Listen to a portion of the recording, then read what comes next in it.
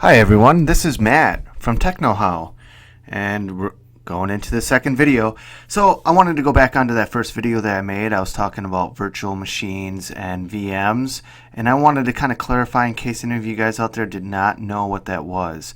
So what a virtual machine is a operating system being ran inside of an operating system. Now there's different types of virtualization software. There's two different types of hypervisor. A type 1 hypervisor, which is a bare metal server hypervisor, and then a type 2, which is on an operating system like Windows, Linux, or Mac.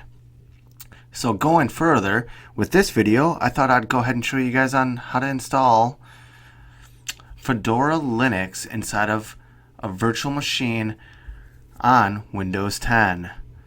And to go a little bit further, I'm going to be using VMware Workstation 8. So this you do have to pay for, but there are free products out there. Virtualbox, go ahead and just Google that. There's a free download. It's free to use. It's open source, and it works very well. So let's go ahead and get started with installing a new operating system inside of VMware Workstation 8. So the first thing that we're going to be doing is clicking a new virtual machine. I always do custom, and you can choose to do the installer disk and install right away, but it doesn't always give me the flexibility and options that I want to do during the installation of the operating system. So I always choose I will install the operating system later. So we're going to go next, and we're doing Linux, so we're going to go ahead and choose that, and we're going to do the drop down. See, and Fedora should be in here.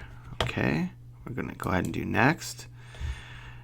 We can leave the machine name as that, or you can just change it to whatever you want. So the default location, you can leave this. I have somewhere else where I'd kind of like to put my virtual machines. So I'm actually going to move this one to this PC, and then we're going to look down into my data drive 01 and then in VMs.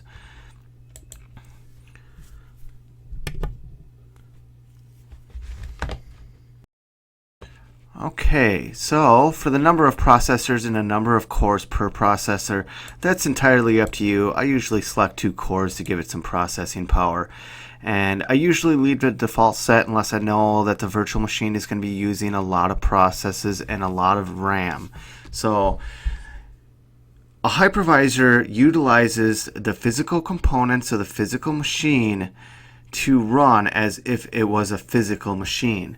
So a type 2 hypervisor is going to be running over the top of your operating system. So the operating system that you have is going to be running along with your guest operating system. So do remember that both need resources to run.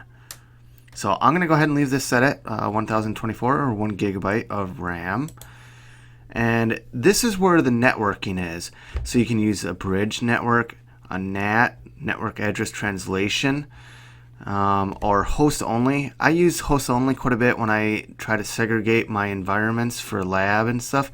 I will set up multiple VMs on a certain subnet and only allow the VMs that I'm creating for that network to be able to communicate with each other. And it's a good security practice if you're doing any type of development or anything with testing malware or anything like that. Okay, I always go ahead and leave this selected. It does say recommended. We're going to create a new virtual disk. This is where we're going to actually allocate some disk space inside of our physical or logical volume on our Windows workstation. Okay, and here you can allocate how many gigabytes were available. I'm going to go ahead and move this up to 25, and then we're going to go next. And for this, we're going to browse and make sure it's in that same spot where I wanted it here.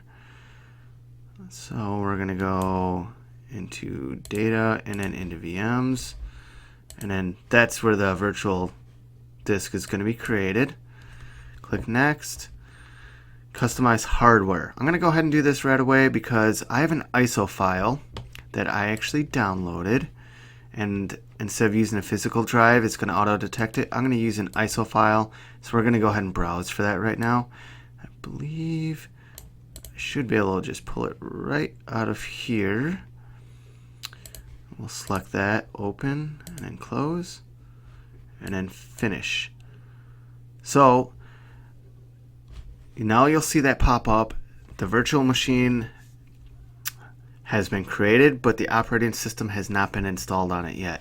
So we can go ahead and power this on, and you'll see what it looks like once we get it powered on here. So now this is pretty much like the BIOS screen that first comes up when a computer turns on. We're going to go ahead and minimize that, and we're going to choose, click in, and we can choose install Fedora.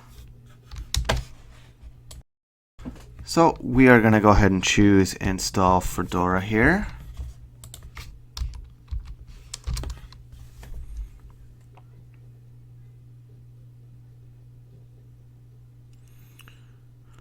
Now some of this I might be pausing through some of it. It can take some time to install an operating system either on physical or virtualized hardware. So we're just going to go ahead and give it some time here. I'll walk you guys through installing this, and then we'll go from there. There may be parts where I'm going to be stopping and pausing while it takes a while, and then resuming afterward so I don't consume all of your time. Alright, and we're back, and we're at the welcome screen to Fedora 25. So now you can see it's just like installing an operating system on a normal computer. So we're going to go ahead and do continue. Maybe a little laggy as we did only give it 1 gig of RAM. Alright, so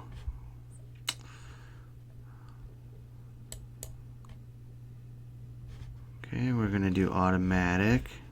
We're going to do done.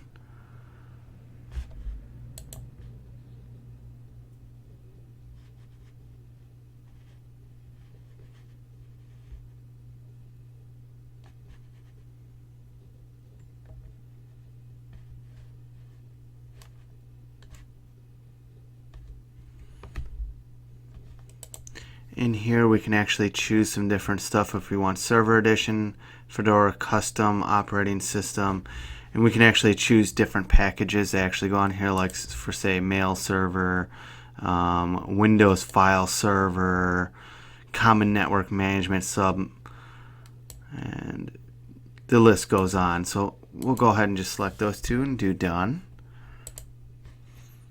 Alright, and now it's saying we can go ahead and begin installation. So we're going to go ahead and set a root password here. When you're setting these root passwords, you're going to want to do at least 12 to 14 characters, upper and lower case, with a special character.